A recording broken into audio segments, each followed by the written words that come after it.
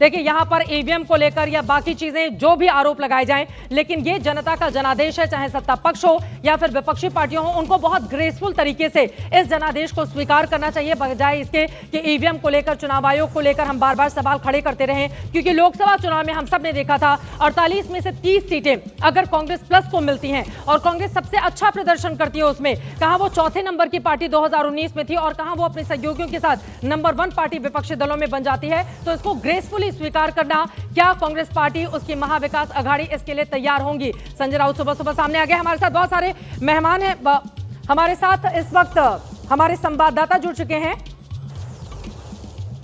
और आपको बता, नीरज पांडे हमारे साथ जुड़ चुके हैं। नीरज, कार्यकर्ताओं को संबोधित करने पहुंचेंगे प्रधानमंत्री शाम 7 बजे और यकीनन ये एक बहुत बड़ी कामयाबी बीजेपी गठबंधन के लिए। नीरज, निश्चित रूप में चित्रा, बड़ी कामयाबी भारतीय जनता पार्टी के लिहाज से, क्योंकि महाराष्ट्र में जिस तरह से 2/3 मेजोरिटी के साथ भारतीय जनता पार्टी के पक्ष में रुझान आ रहे हैं, उससे साफ है कि महाराष्ट्र भाजपा और एनडीए की सरकार बनने जा रही है।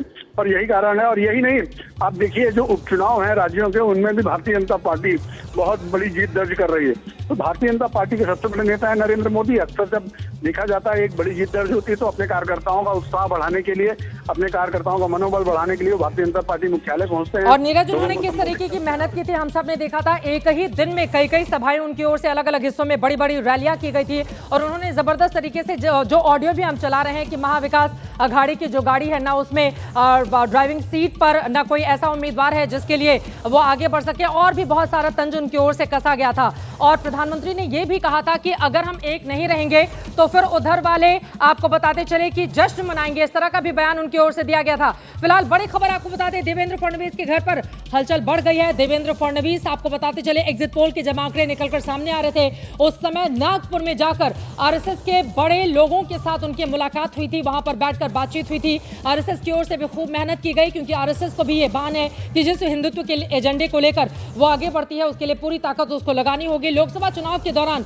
बहुत सारे सवाल आरएसएस को लेकर खड़े हुए थे, बीजेपी आरएसएस को लेकर, लेकिन यहां पर जिस तरह की ताकत आरएसएस की ओर से भी झोंकी गई, अब यहां पर देवेंद्र फडणवीस से पहले जाकर मुलाकात की थी और अब अभी उनके घर पर काफी ज्यादा हलचल बढ़ गई है।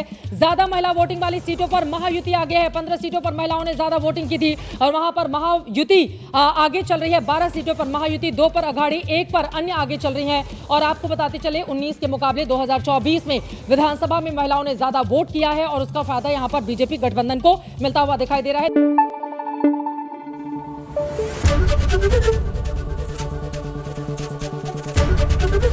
एबीपी न्यूज आपको रखे आगे।